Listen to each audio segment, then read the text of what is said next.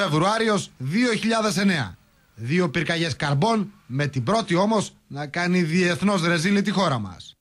Εκτός από τη χρονική απόσταση των 5 και πλέον ετών, εκείνο που χωρίζει τα πραγματικά γεγονότα του 2003 με τη σημερινή άσκηση είναι η περιβόητη σκάλα.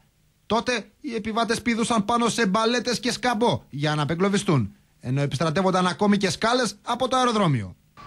Η σκάλα είναι εντάξει, έχει τοποθετηθεί στη θέση της, μπορεί να αρχίσει η αποβίβαση των επιβατών. Σήμερα όλα κύλησαν ομαλά κατά την εκένωση του πλοίου που εξελίχθηκε με απόλυτη ασφάλεια, αφού επιτέλους το λιμάνι απέκτησε σκάλα που μπορεί να ανταποκριθεί σε τύπους πλοίων όπως των μινωικών γραμμών. Ναι, το 2003 είχαμε ένα ανάλογο περιστατικό που ευτυχώς κατέληξε ανέμακτα να έχει πολύ αίσιο αποτέλεσμα και γι' αυτό κάθε χρόνο από τότε διοργανώνουμε ασκήσεις σε πλοία. Τη σημερινή άσκηση φαίνεται το αποτέλεσμα της ίδιας κατάστασης του 2003. Θα έχουμε καλύτερες ενέργειες, με καλύτερο αποτέλεσμα, με συντονισμό και σίγουρα καλύτερο αποτέλεσμα για τους επιβάτες, για την ασφάλεια των επιβατών και του πλοίου. Το γεγονός ότι είχαμε ένα συμβάν κατά το οποίο δεν μπορούσαν να αποβιβαστούν οι επιβάτες από το πλοίο στο παρελθόν μας έδειξε το δρόμο προκειμένου να μπορέσουμε να είμαστε ένα λιμάνι ασφαλέστερο. Είχε προηγηθεί συναγερμός για εκδήλωση πυρκαγιάς, όπου ξέσπασε στον χώρο του γκαράζ του πλοίου σε φορτηγό όχημα, όπως ακριβώς είχε συμβεί και το 2003. Τότε μόνο το Κλωσσός Παλάτης βρισκόταν εν πλώ. Σήμερα ήταν δεμένο στο λιμάνι του Ηρακλείου. Ναυτικό ατύχημα δηλαδή εδώ.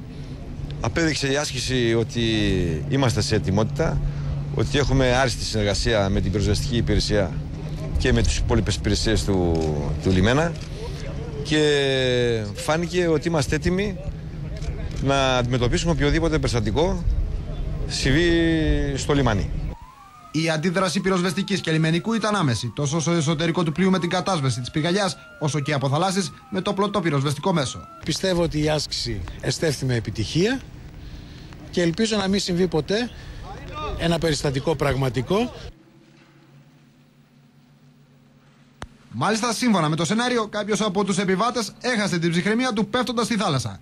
Βατραχάνθρωποι της ΕΜΑΚ σπέβδουν να τον περισυλλέξουν. Είχαμε και ένα παγό, τον οποίο το μάζεψε το σκάφος το δικό μας, τον παρέλαβε η πυροσβεστική ΕΜΑΚ με τους δίτες και στη συνέχεια με το ασθενοφόρο διακομίστε για τις πρώτες βοήθειες.